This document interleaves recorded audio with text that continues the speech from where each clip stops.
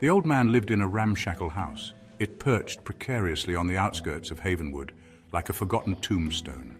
Weathered wood creaked under the weight of the wind, cracked windows stared out blankly like the eyes of the dead. His name was Fowler, though few remembered. Fewer still dared to speak it. Silas lived a solitary life, his days consumed by shadows and whispers. He kept to himself, a recluse in the truest sense. Townsfolk spoke of him in hushed tones, if they spoke of him at all. They told tales of strange lights and chilling sounds emanating from his property. None dared to investigate, none except the foolish or the desperate. Fowler wasn't always a hermit. Once he held a position of power in Havenwood, a respected judge known for his unwavering moral compass. But power, like a venomous serpent, had coiled around his heart, squeezing until all that remained was a hollow shell. He began to see corruption everywhere, in every soul that crossed his path. He believed it was his duty to cleanse the world, one wicked heart at a time. His descent into madness was a slow, insidious poison.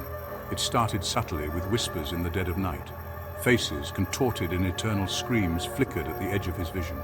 They were his victims, their souls bound to him, their torment his constant companion. They whispered to him, urged him on, fed his twisted sense of justice. His victims were never random. He saw corruption in their eyes, in the way they carried themselves, in the very air they breathed. He would lure them to his home, a place where shadows danced and secrets whispered. He would offer them solace, a listening ear, a warm meal, and then he would strike. Their screams were music to his ears, a symphony of suffering that justified his actions. He consumed their hearts, believing it would give him strength, make him invincible. But with each heart he devoured, the whispers grew louder, the faces more vivid, his grip on sanity more tenuous. The night was thick with the smell of damp earth and impending rain. A young woman, her face etched with desperation, stumbled through the woods towards Fowler's house. Her name was Kat, and she had made a grave mistake. She had trusted the wrong person, stolen something she shouldn't have. Now she was running for her life. Fowler watched her approach from his darkened living room, a grotesque smile playing on his lips. He had been expecting her, drawn to her fear like a predator to the scent of blood. He invited her in, offering her warmth and a sympathetic ear. Kat, blinded by her desperation, failed to notice the flickering shadows in the corner of his eyes, the glint of madness in his gaze. As Fowler prepared a pot of tea, laced with a potent sedative, Kat's eyes fell on a dusty photo album on the mantelpiece. Curiosity got the better of her. As she flipped through the pages, her blood ran cold. The album was filled with pictures of people, their faces frozen in expressions of terror. She recognized some of them, people who had disappeared from Havenwood without a trace. A wave of nausea washed over her as she realized the true nature of the man before her. She had to escape.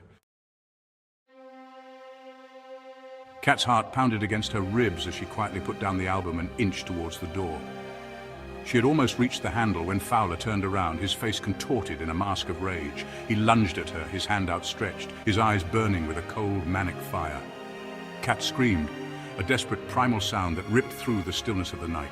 She dodged out of the way just in time, sending the teapot crashing against the wall, its contents splattering across the floor. The sound of the shattering china was quickly drowned out by the roar of a police siren in the distance. Unbeknownst to Fowler, Kat had managed to send a distress call before entering his house. Now, hope bloomed in her chest, fragile but tenacious. She made a dash for the front door, her lungs burning, her legs screaming for respite. Fowler's, momentarily stunned, let out a roar of frustration and gave chase. Pause to S.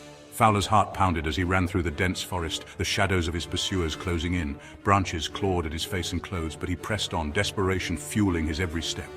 The moonlight barely pierced through the thick canopy, casting eerie, shifting shadows on the ground. Pause 1S. He stumbled, falling to the ground with a grunt. Dirt and leaves clung to his sweat-soaked skin. Panic surged as he felt a cold hand grip his ankle, yanking him backward. "It's over, Fowler," a voice hissed, dripping with cold triumph. Pause 2S. Fowler's scream echoed through the forest, a primal cry of fear and rage. But the trees stood silent, indifferent to his plight. The darkness swallowed him whole, and the last thing he saw was the glint of a knife, cold and merciless. Pause 3S. The forest fell silent once more, the echoes of the struggle fading into the night. Kat stood at the edge of the clearing, breathing heavily. She watched as the police emerged from the shadows, securing the area. Relief washed over her, mingling with the remnants of terror. She had survived, but the night had left its mark. Pause 2S. And so the tale of Havenwood's darkest night came to an end, but its shadows would linger, a silent reminder of the horrors that had unfolded. The sirens faded into the distance, leaving behind a fragile peace and the promise of a new dawn.